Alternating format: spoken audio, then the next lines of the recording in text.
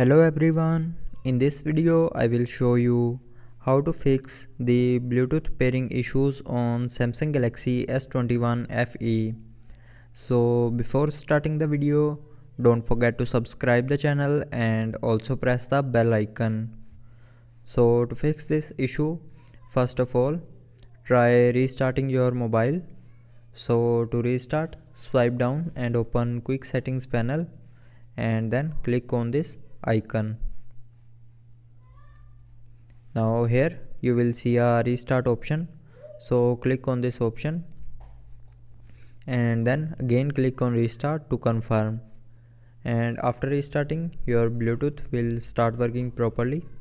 But if you are still facing the problem, then open Quick Settings panel again, and here you will see a flight mode option, so turn on flight mode and then wait for 5 to 10 seconds and turn off flight mode again.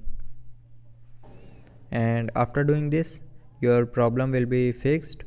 But if you are still facing the problem, then open settings. Now in settings, scroll down and here click on general management. Now in general management, scroll down and here click on reset, and then scroll down and click on reset mobile network settings. Now here again click on reset settings and then enter your lock screen password, and after that again click on reset to confirm.